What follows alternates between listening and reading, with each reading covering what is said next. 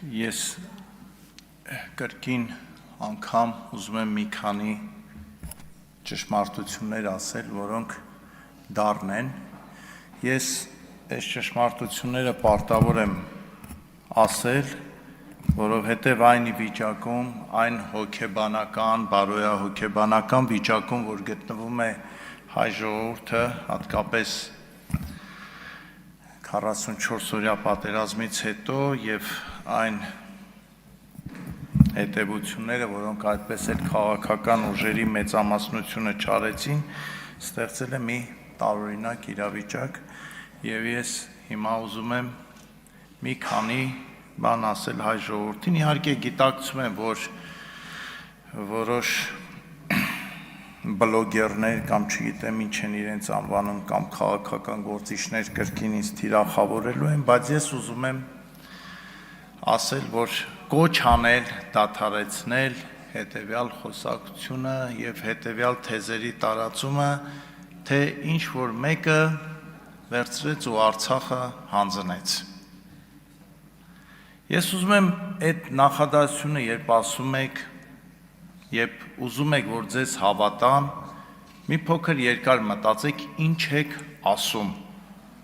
Ես ուզում եմ, որ այս մասին մտածի նաև մեր ամբողջ ժողովուրդը։ Այսինքն Արցախը տորթի կտոր էր եւ ինչ որ մեկը վերցրեց եւ տվեց, ո՞նց վերցրեց տվեց։ Բայց եթե դա այդպես տալով էր կամ չտալով էր, բա ինչի թողեցիք որ տա։ Ինչի թողեցիք։ Մի հսկա քաղաքական դաշտ փորձով ես սիրելի հայրենակիցներ, ես այս ամեն ինչը ձեզ ասում եմ, որ գոնե օգնեմ մի կաթիլ, որ սուտը, կեղծիքը, թույնը, խաբեությունը վերանա այս երկրից, որովհետև մեր հիմնական խնդրը հենց դա է։ Սիրելի հայրենակիցներ, ես ուզում եմ հիշեցնել մի դրվագ մեր պատվիրակության խորհրդարանական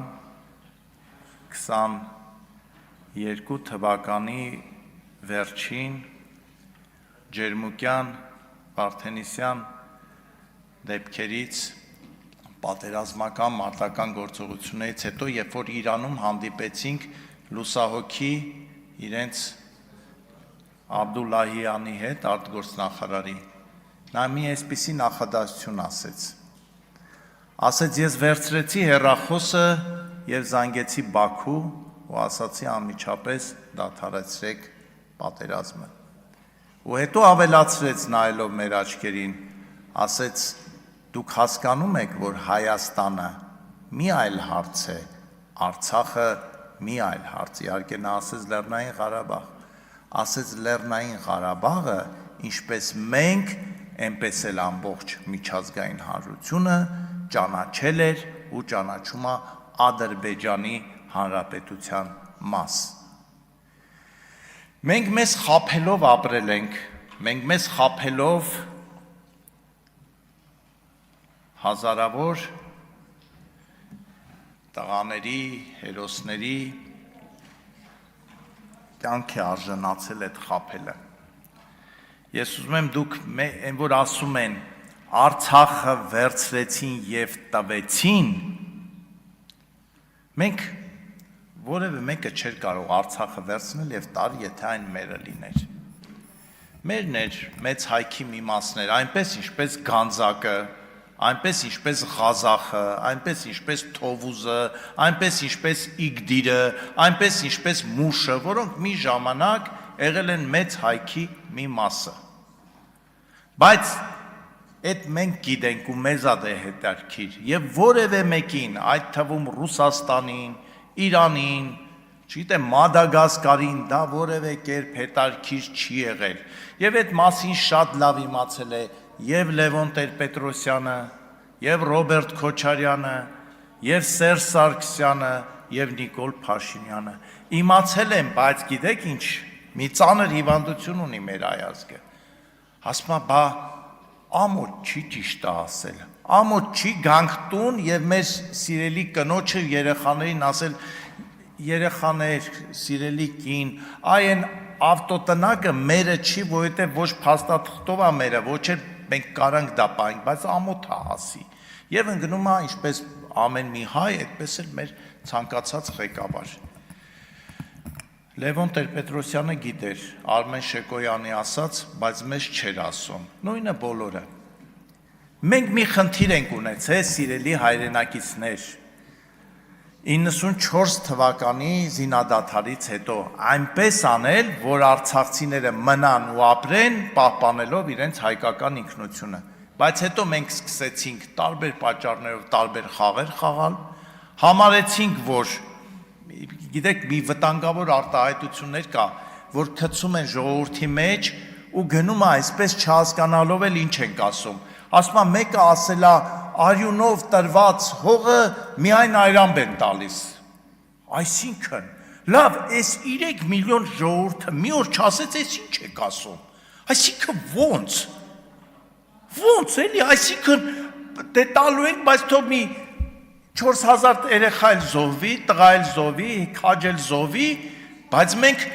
այդ կամքը չունենանք, որ ասենք սիրելի հայրենակիցներ 21 թվին շատ վատ էր, բայց 21 թվին այդ հարցը աշխարհը լուծեց։ Մենք թույլ գտնվեցինք, Ադրբեջանը ուժեղ գա, եկեք մտածենք այդ մասին, որ հետո այդ սխալները թույլ չտանք։ Ի վերջո հայ բոլշևիկները 21 թվականին 1921 թվականին մտածում էին համաշխարհային հեղափոխության հաղթանակի մասին, իսկ ադրբեջանցի այն ժամանակ թաթար բոլշևիկները մտածում էին Ադրբեջանի մասին։ Եկեք այս մասին մտածենք, որովհետև հիմա մենք նորից մտածում ենք, չգիտեմ, համաշխարհային այսինչի հաղթանակի մասին, մեր հարևանները մտածում են իրենց հաղթանակի մասին։ Եկեք այդ մասին էլ մտածենք։ Ու այս խոսակցությանը վերջ տանք, ես ինչը հանձնեց, այն ինչը չհանձնեց։ Եթե Սերժ Սարգսյանը կես տոկոս կամ 10% անգամ իմանար, որ վերահաս պատերազմում մենք գոնե ինչ-որ մի հաջողություն ենք ունենալու, ինքը 18 թվականին չէր ճողոպրի իշխանությունից։ Ես ուզում եմ, որ հայ ժողովուրդը իմանա ու քաջ իմանա, որովհետև իրենք իմացել են, որ պատերազմը անխուսափելի է, որովհետև իրենց ամեն տեղից ասել են, որ պատերազմը անխուսափելի է, իսկ իրենք կանխելու փոխարեն փախան, մի հատ ծուղակել անփորձ նոր իշխանության առաջ դրեցին, վստահ լինելով, որ իրենք էլ են հայ եւ ընկնելու են այդ ծուղակը, անդադար ասելով, սրանք եկել են, որ Արցախը տան, սրանք եկել են տալու, դες երիտասարդ իշխանություն ասում են, չէ, մենք չենք տա, ու ավելի էին բանանում, ավելի էին մտնում այդ ծուղակի մեջ։ Իհարկե ես չեմ արդարացնում դա, ես գիտեմ իմ ասելու են բանա Նիկոլի փաստաբանն է, էսա, ես հայ ժողովրդի փաստաբանն եմ։ Ես եկել եմ այստեղ, որ մեկ անգամ էլ ժողովրդին ասեմ, ժողովուրդ, թույլ չտաք ձեզ խաբեն, թույլ չտաք։ Արցախի հարցը որոշված ա եղել 1922 թվականին։ Հետո որոշված ա եղել 1991 թվականին։ 1991 թվականի սեպտեմբերի 21-ին, երբ որ հռչակվեց Հայաստանի Հանրապետությունը, Հայաստանը ճանաչեց Արցախը Ադրբեջանի կազմում։ Ամբողջ բանակցային գործընթացը եղել է մի հարցի շուրջ։ Ոնց հանենք աշխարհին խափենք, որի փր մենք բանակցում ենք Արցախի ինքնորոշման կարգավիճակի այս կամ այն աշճանի վրա, բայց ձգենք էլի, միջև տենանք ով ինչ է ասում։ Այս է եղել իրականությունը, սիրելի հայ ժողովուրդ, եւ ով կգա այստեղից կասի, որ դա այդպես չի եղել, ինքը առաջին է իր խղճի առաջ պատասխան տա կամ կարող է իրոք թյուրիմացության մեջ է, որովհետև իրոք կամ падգամավորներ, իրոք որ հավատում են, որ մենք Հայաստանը կարար դեմ դուրս գալ Ռուսաստանին, Իրանին, չգիտեմ, Թուրքիային, Ադրբեջանին, Ամերիկային միասին վերցրած։ Էս ենք մենք եղել։ Ու ցավոք սրտի շարունակում ենք էս մնալ։ Երբ որ անկեղծ խոսակցության փոխարեն մի փոքր շեղվեմ, այսօր Գառնիկ Դանելյանը շատ ճիշտ որոշ գնահատականներ տվեց այսօրվա իրականության։ Եկեք մտածենք, այս մեր ներքին գրաքննությունը որն է, որ մեկին զորամաս ենք թողում, մեկին չենք թողնում։ Դա էլ է, չէ խոսում, կամ ես հիմա էլ ժամանակը լրանում է, մի կոչ եմ անում եւ վարչապետին եւ եկեղեցուն։ Վարչապետին խնդրում եմ առժամանակ քանի որ իր խոսքը միշտ ընկալվում է որպես պետության, իշխանության խոսք, եկեղեցու վերաբերյալ որևէ հայտարարություն չանի, բայց եկեղեցուն էլ կոչ եմ անում հանուն հայ առաքելական եկեղեցու։ Շատ արագ կողմնորոշվեք, ներքին փակ ժողով արեք, ու եթե մի քիչ կես աշճան սիրում եք հայ առաքելական եկեղեցին, հրապարակային ձեր ժողովներից հետո